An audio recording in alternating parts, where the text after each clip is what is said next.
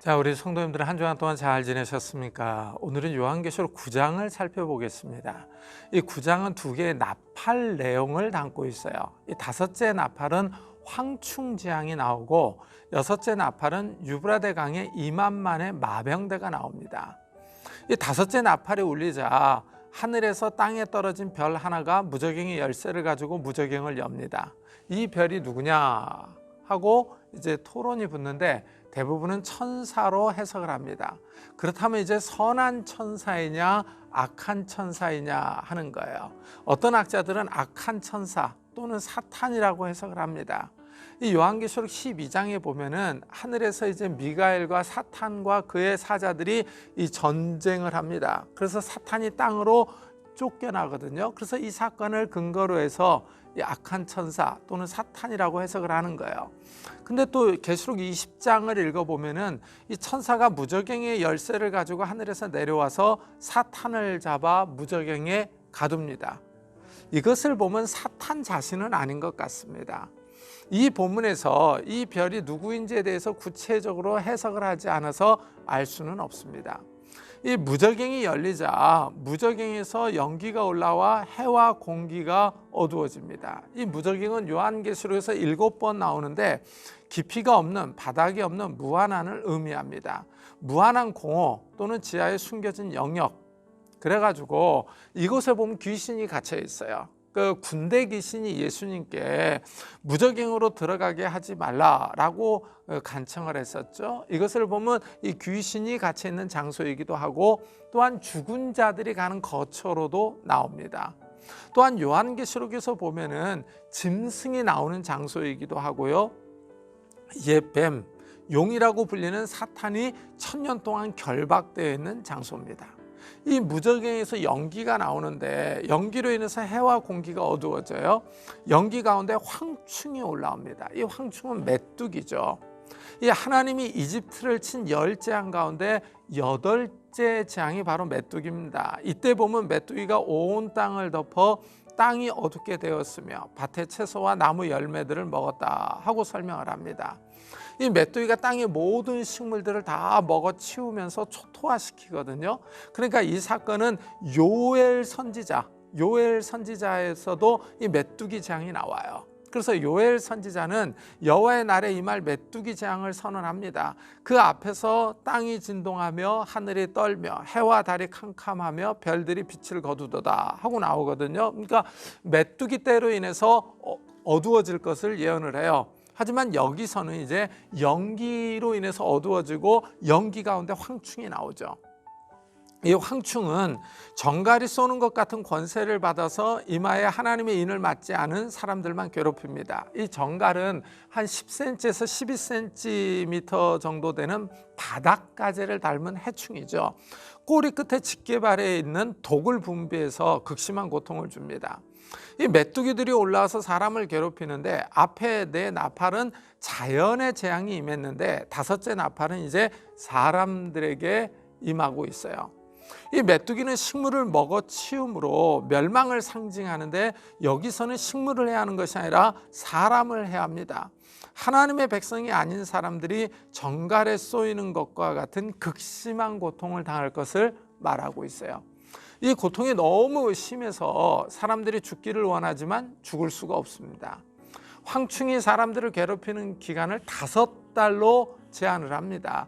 이 기간은 황충의 수명을 의미할 수 있습니다. 일반적으로 메뚜기는 건기에 이 봄부터 늦은 여름까지 활동하거든요. 그래서 이 5달이 이 메뚜기 활동 기간을 의미합니다. 무엇보다도 이 메뚜기의 모양이 기괴하죠.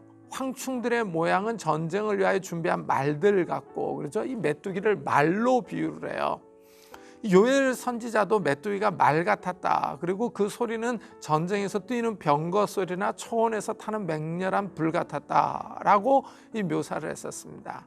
이 아랍 속담에 황충은 말의 머리, 사자 같은 가슴, 낙타 같은 다리, 뱀 같은 몸, 여인의 머리와 같은 더듬이를 갖고 있다 하고 설명을 하기도 합니다. 그래서 이 메뚜기는 말들 같고 머리에 관을 썼고 얼굴은 사람의 얼굴 같고 여자의 머리털 같은 것이 있고 이빨은 사자의 이빨 같다, 이렇게 얘기를 해요. 이 황충의 모습이 좀 마귀적이죠. 그리고 또 철호신경 같은 호신경이 있고 그 날개들의 소리는 병거와 많은 말들이 전쟁터로 달려 들어가는 소리 같으며, 그렇죠? 그래서 이 메뚜기를 말에 비유하는데 호신경은 말의 보호 갑주를 의미하죠. 그래서 요엘 선지자도 메뚜기 떼를 습격하는 마병대다 비유하기도 했어요. 이 정갈과 같은 꼬리와 쏘는 살로 5달 동안 사람들을 괴롭힙니다. 그들에게 왕이 있으니 무저갱의 사자라. 히브리어로는 그 이름이 아바돈이요 헬라어로는 그 이름이 아볼루온이더라. 그러죠? 이 메뚜기 떼는 왕이 없이 무리를 지어 다니거든요. 그런데 무저갱에서 나오는 황충은 왕이 있습니다. 무저갱의 사자 그러는데 무저갱의 천사예요. 천사. 이름이 구체적으로 나오는데 히브리어로 아바돈, 이거는 파괴, 파멸 이런 뜻이고요. 헬라어로는 아볼루온, 그런데 파괴자 이런 뜻입니다. 자, 그래서 이 무저갱의 사자가 사탄이냐는 거예요. 또 사탄은 아닌 것 같습니다. 요한계시록에서 사탄은 마귀, 옛뱀, 용으로 나오고 하늘에 있다가 땅으로 쫓겨가거든요. 그리고 하늘에서 내려온 천사가 사탄을 결박하여 무저갱에 던져 넣기 때문이죠. 이 황충의 왕은 무저갱의 사자로 다른 악한 영의 세력이다라고 결론 지을 수 있죠. 자, 그 다음에 이제 6째 나팔이 나오는데 6째 나팔을 보니까 하나님의 앞 금제단 넷불에서 하는 음성이 나와요. 그 음성이 어떤 음성이냐면 나팔 가진 6째 천사에게 말하기를 큰 강 유브라데에 결박한 내 천사를 놓아주라 하고 말합니다. 이 유브라데 강은 하나님이 아브라함에게 약속하신 땅의 경계죠. 하나님은 나일강에서 유브라데 강까지 땅을 주겠다라고 약속을 했습니다. 이 로마 시대에는 파르티안 사람들이 거주하는 곳이었습니다. 현대의 이란 지역이에요. 주전 53년과 주 62년에 파르티아인들이 로마 군대를 패배시켰어요. 그래서 이 로마가 파르티아 기병대를 아주 두려워했습니다. 유브라데 강에 결박한 네 천사를 놓아주라고 합니다. 이들이 정확하게 누구인지 나타나지는 않지만 네 천사가 풀리자 끔찍한 학살이 일어납니다. 네 천사가 놓였으니 그들은 그 년, 월, 일, 시에 이르러 사람 3분의 1을 죽이기로 준비된 자들이더라. 이 정확한 시간이 나오죠. 우리 성경의 어순은 헬라어의 역순입니다. 헬라어는 그 시, 일, 월, 년으로 나와요. 하나님이 정하신 특별한 시간을 말합니다. 네 천사는 이 땅의 사람 3분의 1을 죽이기로 준비된 자들이죠. 오늘날의 세계 인구수로 환산을 해보면 오늘날의 인구수가 약 77억이거든요. 3분의 1이면 약 25억이 넘습니다. 끔찍한 사건이죠. 황충재앙은 5달 동안 사람을 괴롭게 했습니다. 이 죽지는 않았거든요. 그런데 여기서는 3분의 1이 죽임을 당합니다. 괴롭힘에서 죽음으로 나아가죠. 5째 나팔과 6째 나팔이 밀접하게 관련이 있습니다. 이 나팔재앙에서 계속 3분의 1이 나온 것에 주목을 해야 돼요. 첫째 나팔부터 넷째 나팔까지 3분의 1의 땅, 바다, 강과 샘, 해와 별이 타격을 받았습니다. 특히 셋째 나팔 때 하늘에서 큰 별, 쑥이 강과 샘에 떨어져서 많은 사람이 죽었어요. 그런데 여기 6째 나팔에서는 3분의 1이 죽임을 당합니다. 이 6째 나팔은 또한 넷째 인과도 밀접한 관련이 있어요. 넷째 인 때 청황색 말을 탄 자는 사망이었거든요. 그래서 검과 흉년과 사망과 땅의 짐승으로 땅 4분의 1이 죽임을 당한다, 이렇게 나왔었어요. 그러니까 이 6째 나팔은 넷째인 재앙을 더 심화시키고 있는 이런 모습을 봅니다. 네 천사는 2만만의 마병대를 등장시켜요. 마병대의 수는 2만만이니 내가 그들의 수를 들었노라. 이 마병대가 등장하는데 2만만은 2 곱하기 만 곱하기 만으로 2억을 의미하죠. 엄청난 군대 숫자입니다. 이 마병대가 인간 마병대인가 아니면 악마의 마병대인가 하는 질문이 또 나옵니다. 마병대에 대한 묘사가 아주 기이하기 때문에 그래요.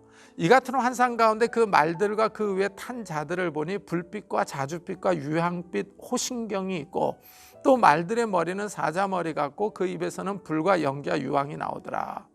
그래서 어떤 분들은 이 마병대가 로마 군대를 무찌른 파르티아인의 기병대다라고 주장하는 사람들도 있고요. 또 어떤 분들은 말의 입에서 나오는 불, 연기, 유황 이런 것이 현대의 탱크나 폭격기, 현대 무기를 의미한다라고 주장하는 분들도 있어요. 말과 말탄 자들이 나오는데 말탄 자들은 불빛과 자줏빛과 유황빛 호신경이 있습니다. 이 흉배의 색깔이요. 이 흉배의 색깔이 붉은색, 푸른색 또는 짙은 파랑을 의미합니다. 노란색인데 이것은 불, 연기, 유황과 관련이 있습니다. 이 말들의 머리는 사자 같고 그 입에서 불과 연기와 유황이 나오는데 이것은 잔인함과 멸망을 상징해 주죠. 이 불과 유황은 구약에서 하나님의 심판을 받은 소돔과 고모라를 생각나게 합니다. 그래서 소돔과 고모라가 이 불과 유황으로 심판을 받아 멸망했죠. 이 말의 입에서 나오는 불과 연기와 유황을 다시 강조를 해요. 이 세 재앙, 곧 자기들의 입에서 나오는 불과 연기와 유황으로 말미암아 사람 3분의 1이 죽임을 당하더라. 이 불과 연기, 유황으로 사람 3분의 1이 죽습니다. 다시 또 이 마병대를 설명하는데 이 말들의 힘은 입과 꼬리에 있으니 꼬리는 뱀 같고 또 꼬리에 머리가 있어 이것으로 해하더라. 그러니까 이 말의 입이요, 입과 꼬리로 사람을 죽이는 거예요. 이 마병대의 학살이 실제 전쟁인지 아니면 영적 전쟁인지 이 토론이 있습니다. 그래서 어떤 학자들은 이것을 영적 전쟁으로 이해를 합니다. 하지만 영적 전쟁으로 이해하기에는 무리가 있습니다. 왜냐하면 7 나팔의 진행을 봐야 하기 때문에 그래요. 첫째 나팔부터 넷째 나팔까지 다 3분의 1의 땅, 바다, 강과 샘, 해와 별이 타격을 받았거든요. 이해하기 힘든 일들이 이 땅과 하늘, 우주적으로 일어날 것을 말했기 때문입니다. 그리고 또 이 기괴한 모습이 로마 시대의 인간 마병대로 설명하기에는 좀 한계가 있어요. 아마도 요한은 그 당시의 마병대의 모습에 미래에 나타날 군대의 모습을 덧입혔을 것입니다. 이래서 이상하고 기이한 마병대가 나옵니다. 여기서 더 나아가 마병대는 악한 영적 세력의 능력을 갖고 있어요. 이 꼬리를 뱀 같다고 설명하기 때문에 그렇습니다. 그래서 이 마병대의 모습을 가만히 보면 3가지 짐승이 결합돼서 나와요. 말의 몸, 사자의 머리, 뱀 머리에 꼬리가 나옵니다. 이 마병대가 해하는 힘은 입과 꼬리거든요. 이 꼬리는 뱀 같다라고 설명을 해요. 근데 요한계시록에 보면 뱀은 사탄, 마귀로 나옵니다. 이 마병대는 아마도 미래의 악한 영들이 유브라데에 직결시키는 인간 군대일 것 같습니다. 실제 요한계시록에는 이 악한 세력이 이 땅의 사람들을 충동해서 그리스도와 하나님을 대적하는 전쟁을 일으키는 것이 이 19장과 20장에 나와요. 그래서 19장에 보면 무저갱에서 나온 짐승이 땅의 왕들을 소집하여 그리스도께서 이끄는 군대와 전쟁을 합니다. 또 두 번째는 20장에 보면은 사탄이 무저갱에 갇힌 후에 1000년이 지나자 풀려나서 땅에 곡과 마곡을 모아서 하나님의 백성을 대적하는 전쟁을 합니다. 이 두 사건을 근거로 보면 마병대 역시 실제적인 전쟁을 통한 학살로 이해할 수 있을 겁니다. 황충재앙에서도 메뚜기를 말로, 이빨을 사자의 이빨로, 꼬리는 정갈의 꼬리로 비유하여 꼬리로 5달 동안 사람을 괴롭힌다고 설명을 했는데 여기 마병대는 사람 3분의 1을 죽이는 거예요. 재앙의 강도가 더 세진다라는 것을 알 수 있습니다. 6째 재앙 후에 살아남은 사람들의 반응이 나와요. 이 3분의 2의 사람들이 남을 것이죠. 이들이 이제 회개하지 않는 거예요. 첫째, 이 사람들은 우상 숭배를 회개하지 않습니다. 귀신이나 금, 은, 동이나 목석으로 만든 우상에게 절하고 숭배를 해요. 이것은 하나님께서 가장 싫어하시는 행위죠. 하나님은 십계명의 제1계명과 2계명에서 우상을 제조해서 섬기지 말라 그랬거든요. 하나님이 혐오하시는 행위라고 그랬는데 이 살아남은 사람들이 회개하지 않고 이런 행위를 계속하는 거예요. 또한 이 사람들이 윤리적인 잘못을 회개하지 않습니다. 살인과 복술, 음행, 도둑질을 회개하지 않아요. 이 살인, 음행, 도둑질은 십계명을 어기는 행위죠. 하나님이 하지 말라라는 행위입니다. 그리고 복술은 하나님이 또 가증히 여기시는, 아주 혐오하시는 행위죠. 하나님이 이집트를 열재앙으로 칠 때 바로의 마음이 강팍해서 회개하지 않습니다. 이와 마찬가지로 종말의 시대에 하나님의 백성이 아닌 사람들은 회개하지 않고 하나님을 대적합니다. 하나님께 세게 맞으면 맞을수록 더 강하게 반발하고 하나님께 반역합니다. 이 황충재앙과 마병대 재앙은 좀 사실 우리의 이성으로는 이해하기가 힘듭니다. 하지만 이것은 예수님의 재림 직전에 있을 사건들을 의미하는 거예요. 아직 이 사건들이 일어나지 않았지만 앞으로 있을 것입니다. 언제 어떻게 이런 일들이 일어날지 모릅니다. 이래서 우리가 이해하기 힘듭니다. 이렇다고 해서 이것들을 좀 우리가 이해할 수 있는 것으로 바꾸거나 부인하는 것은 옳지 않은 것 같습니다. 왜냐하면 요한계시록 자체가 우리의 이성과 지혜로 이해할 수 없는 사건들을 얘기를 하잖아요. 새하늘과 새 땅이 이루어진다는 것 자체가 우리의 이성을 뛰어넘잖아요. 이 땅과 하늘이 없어지고 새하늘과 새 땅이 온다고 그래요. 이것 자체가 믿을 수 없는 일이지 않습니까? 거기에 비하면은 이건 역시 이해할 수 없는 일이거든요. 그렇지만은 이것을 믿음으로 바라봐야 되겠죠. 그리고 이것이 아직 드러나지는 않았지만 역사 자체가 이 사건들을 드러낼 날들이 올 겁니다. 참 이 시대가 어수선하고 좀 악하고 음란한데 이런 시대에 깨어있는 성도님들이 되시기를 축복합니다.